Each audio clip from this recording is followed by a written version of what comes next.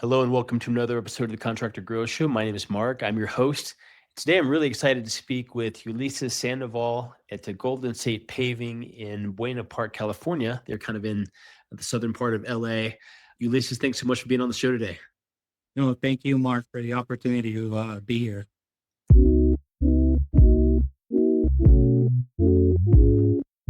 Yeah, so interesting story that you guys have. It's a multi-generation company. It looks like you bought the company from your dad, your wife, you and your wife did, and have been running the company here for years. Interesting background in the company. Maybe you could just tell us a little bit about the story of how Golden State got started and kind of where you guys are at today. Yeah, Mark. So the company got started about 25 years ago. My dad, he started in the paving business since he was in the mid to late 80s. And, in 2000, he opened the company, Golden State Paving.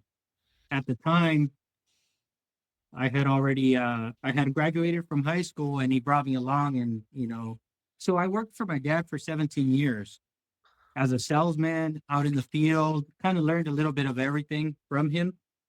And mom also was in here in the office.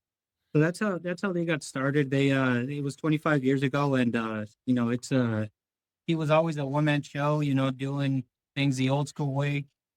And but he was successful. Uh-huh. Fantastic. And so, I mean, I read and learned a little bit about you guys' story. I mean, you started as a teenager working with your dad, but then worked your way through every role. So, like field crew, sales, estimating. I mean, what was that journey like, and how long did that take to kind of make through every role in the company?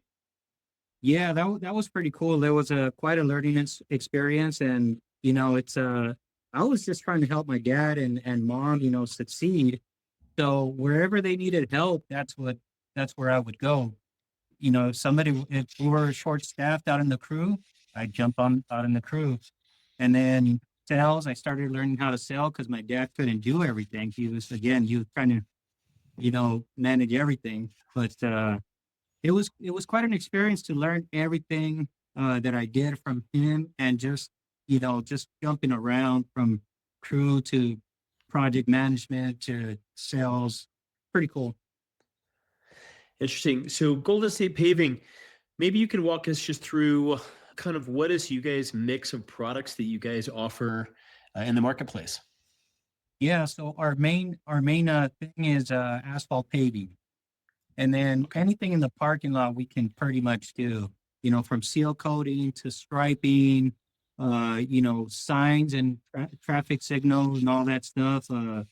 Anything in a parking lot, we're we're uh, we're the right company for the customer.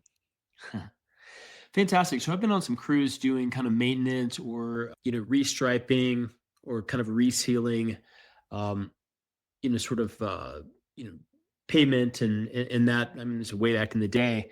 How Mhm. much of you guys' work is any type of like brand new paving versus maintenance type work or restriping for different companies? Yeah, so most of our work is brand new paving and repair work as well. So our bread and butter mark is school work. So during the Okay. summertime, we're tearing out the playgrounds and repaving. So we do a lot of that, and throughout the year we do a lot of schoolwork as well. But we also take on shopping centers and stuff like that. A lot of repair work, but once in a while we'll land a new paving job where a new restaurant is being built, and we get awarded the job. So I'd Interesting. say to answer your question, Mark, I'd say maybe about 60% of it is asphalt paving work. Then, maybe 30% is seal coat. We do concrete as well, so a little bit of concrete here and there. And then striping work, that's kind of like the least work we do. Okay. So interesting working with schools. So I mean, that seems like something that you either need to be kind of networked into, I mean, I've looked at you guys' reviews. You guys have got great reviews. Folk love working with you guys. So, that's almost kind of a given, right? I mean, you guys are going out having really satisfied customers and getting referrals. But I mean, how does someone, Contractor Grow Show trying to learn how to help contractors that may be kind of in a commercial space working, B2B, business to business. How do you go about landing kind of a large percentage of your jobs being schools? Are you guys, do you have kind of connection there, or just kind of the bidding process? You guys kind of target working specifically with schools. How does that work? So most of our work is referral work. We've been at it for so long that the districts they trust us already. Uh-huh. But for the new contractor who's trying to break into doing the schoolwork, these are all public bids. So you can easily go on like the district sites and find out, hey, we're bidding this school, we need some repair work, and you go through the whole bidding process. But it's all public. Interesting. Okay.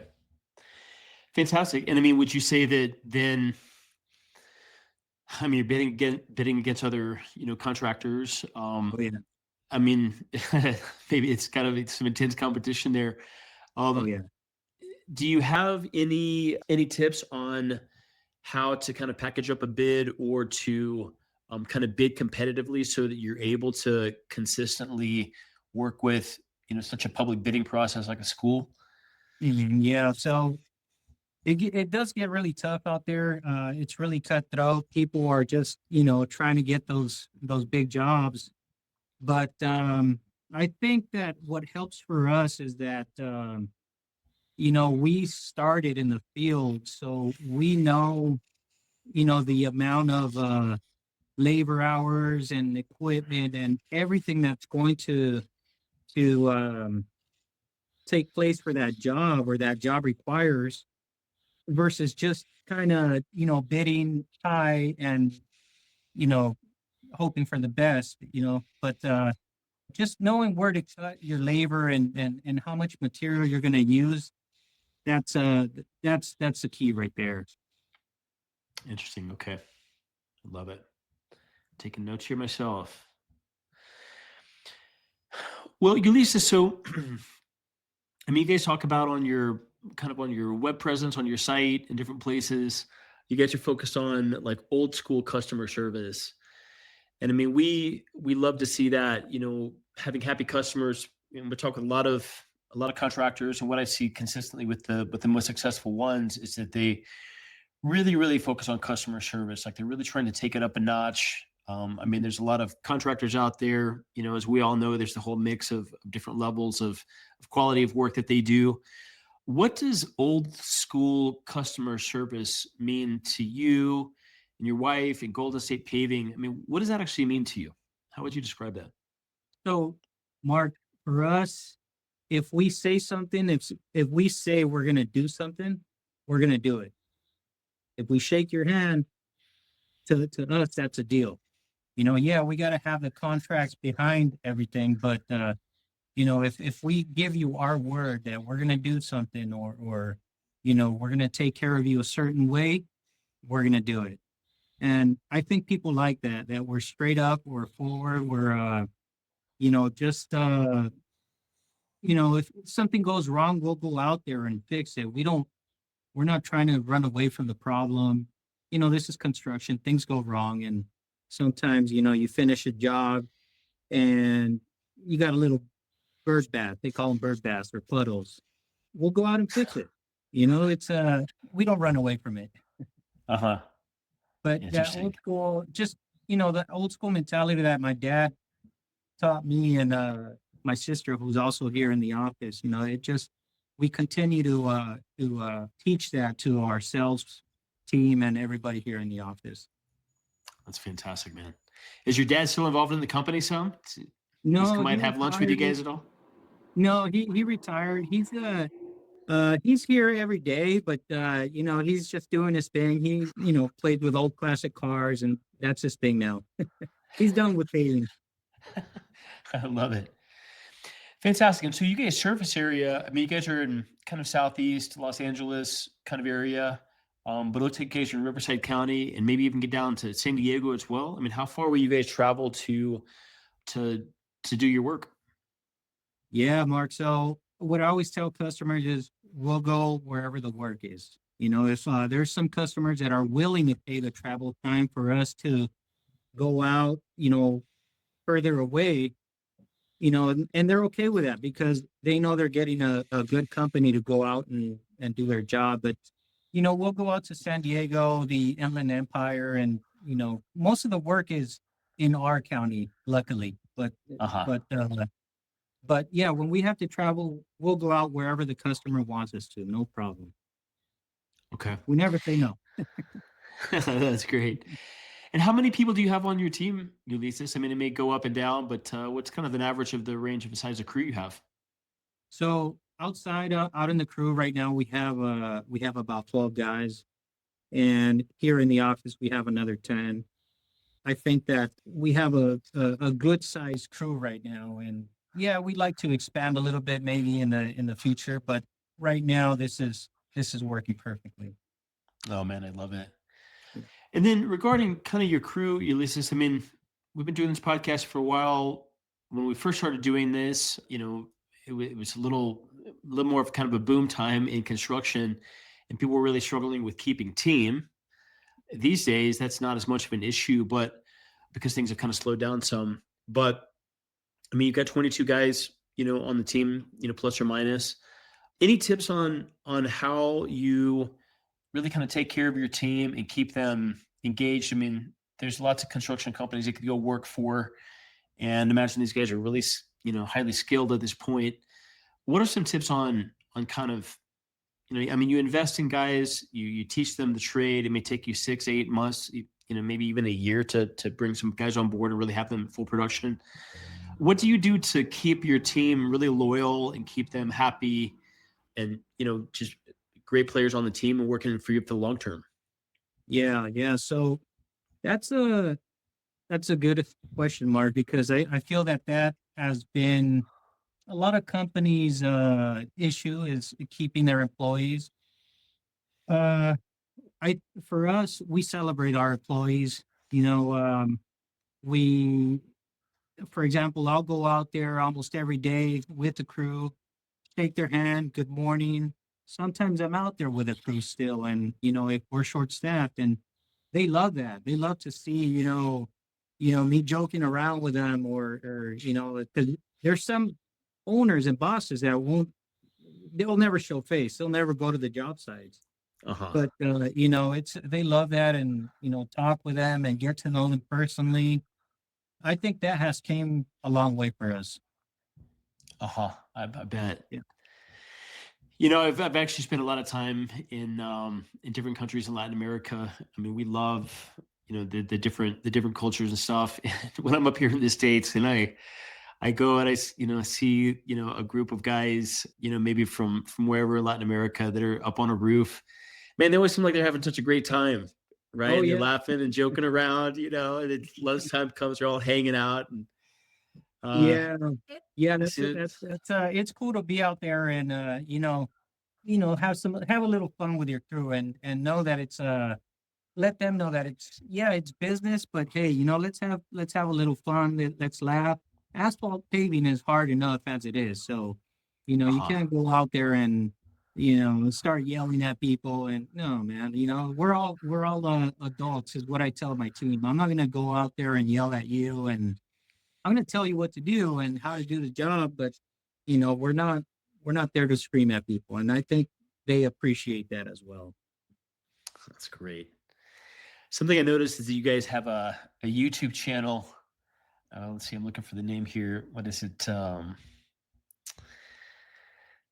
Let's Pave Cali. Yes, sir. Yes, sir. So, Let's take a look at um, that. It's got some videos on there, number of subscribers on there. That's fun. Tell me about the story of the YouTube channel for you guys. it's all marketing. When you have a business, you gotta find ways to stick out.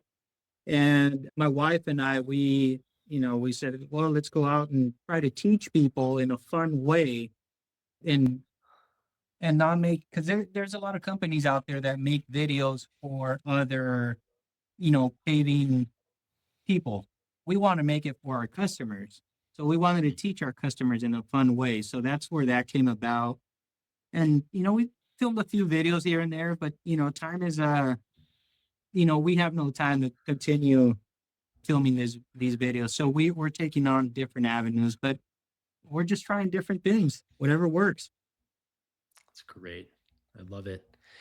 Well, fantastic. Well, this is so great to hear the story of Golden State Paving. It's a great company. I'd love to hear that it's a multi-generational company, and you guys got some interesting, ways of doing outreach and stuff. Looks like customer service is like right up at forefront, Oh yeah. and it sounds like it's a really fun crew to work with and work for.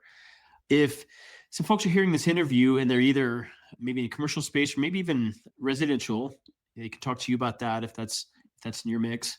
But if folks are wanting to do that, or if they're wanting to work for a great crew in the Los Angeles area, what are a couple of great ways to get in touch with you guys? Yeah. So you can always call our main office. You can send us a message on Instagram, just anywhere. We're responsive, and we see that stuff every day, and we don't let anything go by. So if you're wanting to come on board, come on in. You're always welcome. I love it. Fantastic. Well, goldenstatepaving.com is their website. You can find them on Instagram. You can find their phone number over on their website. Yeah. And if you're looking for some just top quality concrete, asphalt, or seal coat work done, give Ulises a call. Those guys are going to take care of you. Ulises, thanks so much for being on the show today. You really added a lot, and we wish you guys a great 2026. Thank you so much, Mark. I really appreciate it.